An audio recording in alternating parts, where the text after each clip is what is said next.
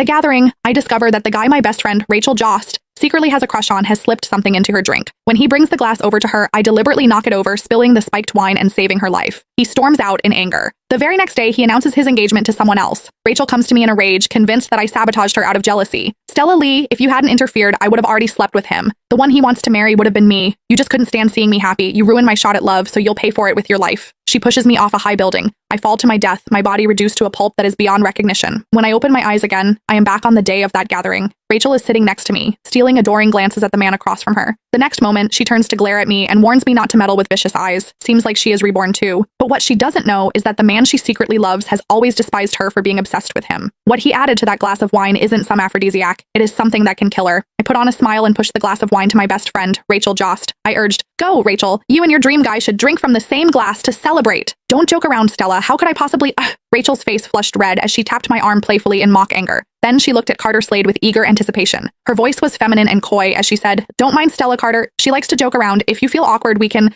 just clink glasses." Upon hearing that, Carter finally looked up and shot me a cold glance. When he spoke, his tone was laced with mockery. "You sure know how to liven up the atmosphere, Stella Lee." I found his response amusing. In my previous life, he had been exactly like this. Even though he loathed Rachel to the core, he didn't dare show it openly as he was wary of the Jost family's power and influence. So he staged this so-called gathering today to shift all of Rachel's attention onto me. In my past life, I knocked over that spiked glass of wine to save Rachel. I saved her life, only to be killed by her in return. After I died, I saw Carter standing in the shadows on the rooftop. He called the police excitedly. "Hello, police! There's been a murder!" He reported Rachel and had her sentenced to life while keeping his own hands completely clean. Now that I'd been given a second chance at life, I wouldn't let either of these lunatics with their hidden agendas get away this time. Since it's a celebration, let's not spoil the mood. Carter's voice pulled me back to the present. I watched as he picked up the wine bottle, the very one he had tampered with, and poured a glass. Then he pushed it toward me. The dark red liquid swirled in the glass. To me, it was like a venomous snake flicking its tongue. "Stella is our guest. You should have the first toast," Carter said. As I stared at the glass in front of me, my heart jolted with fear. Carter was a suspicious man. My unusual behavior just now had put him on guard, so he was testing me. He wanted to gauge whether I had seen him spike the drink or if I was just pretending to be clueless. My life was on the line. I had seen with my own eyes that he had tampered with the wine. If I drank it, whether I lived or died would be entirely up to fate. But if I didn't drink, Rachel would take all her frustration from this failed date out on me. It seemed that only death awaited me either way. "What? Are you going to reject my kind offer?" Carter asked with a raised brow.